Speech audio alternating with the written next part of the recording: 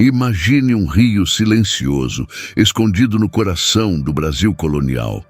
3 homens simples lançam suas redes dia após dia, pedindo a Deus que não os deixe voltar de mãos vazias.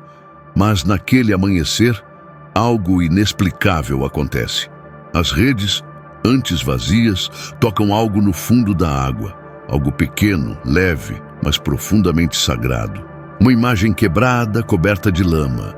E no instante em que ela é erguida, o impossível acontece. Os peixes voltam, as redes se enchem e o silêncio do rio é rompido por um milagre. Essa é a história do encontro da imagem de Nossa Senhora Aparecida. Um mistério que transformou pescadores em mensageiros, um vilarejo em santuário e uma devoção em símbolo de uma nação inteira. Hoje, você vai descobrir como esse simples momento mudou para sempre a fé do povo brasileiro. Parte 1. O Brasil que esperava um milagre. O ano era 1717. O Brasil ainda vivia sob o domínio português, marcado por contrastes profundos. Senhores abastados, escravos sofrendo nos engenhos, e um povo simples que encontrava consolo apenas na fé. As estradas eram de barro, as vilas pequenas, e o coração do povo batia em uníssono com as orações do terço e o som distante dos sinos das igrejas. A devoção à Imaculada Conceição era uma das mais fortes herdadas de Portugal. Em cada canto, desde as senzalas até as casas de taipa, havia uma pequena imagem de Nossa Senhora, pintada, esculpida ou feita de barro. Era o sinal de que, apesar da pobreza, o povo brasileiro encontrava refúgio no colo da Mãe de Deus. No Vale do Paraíba do Sul, região de terras férteis e águas largas, a vida girava em torno do rio. Ele era fonte de sustento, transporte e esperança. Os pescadores conheciam cada curva, cada correnteza, e sabiam que suas vidas dependiam do humor daquelas águas. Foi ali, entre as cidades de Guaratinguetá e Aparecida, que a história do Brasil mudaria de forma silenciosa.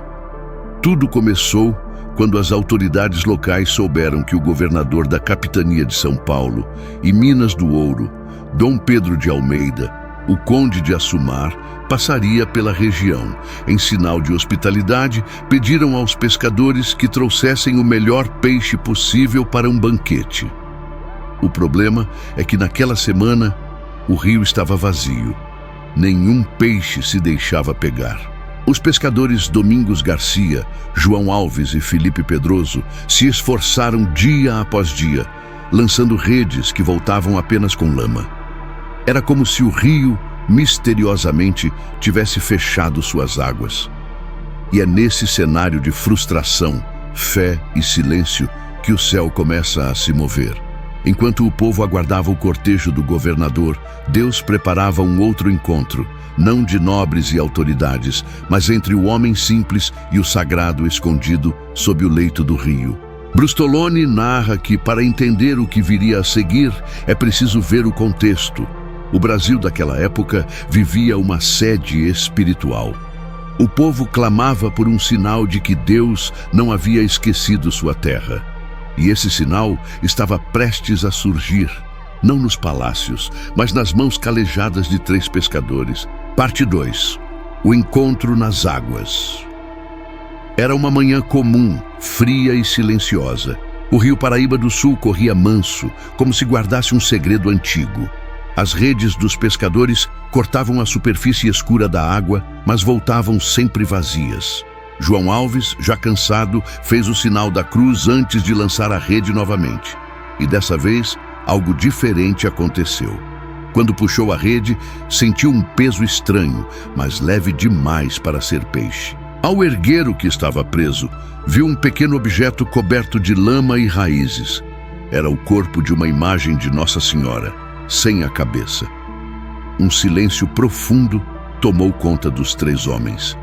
Eles se entreolharam, sem entender. Domingos Garcia, curioso e reverente, disse: "Vamos lançar a rede mais uma vez, para ver se encontramos o resto." E assim fizeram. A correnteza parecia guiar a rede. Quando a puxaram novamente, ali estava, a cabeça da imagem perfeita, ajustando-se exatamente ao corpo encontrado antes. Os pescadores ficaram imóveis por alguns instantes. João Alves, com lágrimas nos olhos, sussurrou: "É um sinal de Deus."